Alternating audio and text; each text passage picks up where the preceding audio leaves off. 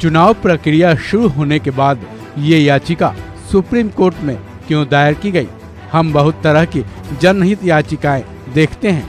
कुछ public interest में होती हैं, कुछ पैसे के इंटरेस्ट में होती हैं, लेकिन हम आपको ये कह सकते हैं कि आपने ये याचिका सही समय और उचित मांग के साथ दायर नहीं की है।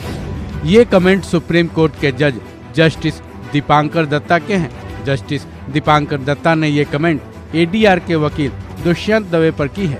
सवाल यह है कि आखिर सुप्रीम कोर्ट ने ऐसा कमेंट क्यों किया है? सवाल यह भी है कि आखिर ये मामला क्या है? दरअसल सुप्रीम कोर्ट में आज चुनावी डेटा को 48 घंटे में जारी करने की मांग को लेकर चुनाव आयोग के खिलाफ डाली गई एडीआर और दूसरी कई याचिकाओं पर सुनवाई हुई, जिसमें सुप्रीम कोर्ट ने अपना रुख आज साफ कर दिया है। सुप्रीम कोर्ट ने इन याचिकाओं को लंबित रखा है।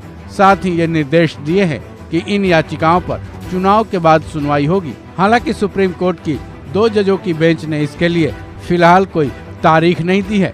बता दें, इस केस की सुनवाई आज सुप्रीम कोर्ट के 2 जजों की बेंच ने की, जिसमें सुप्रीम कोर्ट के जज जस्टिस दीपांकर दत्ता और जस्टिस सतीश चंद्र शामिल रहे।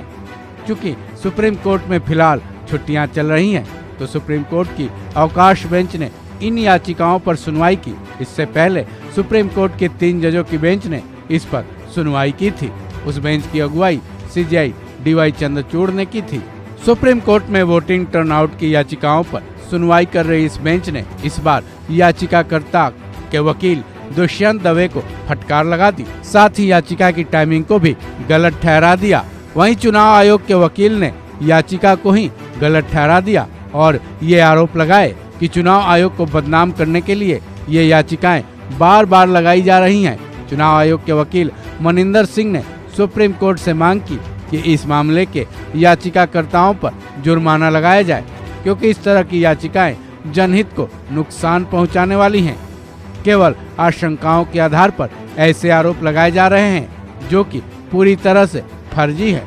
वकील मनिंदर ने 26 अप्रैल को सुप्रीम कोर्ट के फैसले का हवाला भी दिया और कहा, सर्वोच्च न्यायालय ने हाल ही में दिए गए अपने फैसले में हर पहलू को साफ कर दिया था। बता दें कि सुप्रीम कोर्ट में लगी ये याचिकाएं चुनाव आयोग की तरफ से देरी से जारी किए गए चुनावी आंकड़ों को लेकर है। साथ ही इन याचिकाओं में फॉर्म 70C का डेटा जारी नहीं किए जाने पर सवाल उठाए गए हैं। वहीं मतदान में 1 करोड़ से ज्यादा मतों में गड़बड़ी के आरोप भी लगाए गए हैं।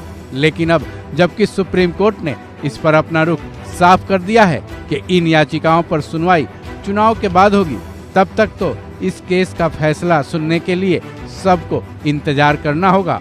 इस खबर में बस इतना ही।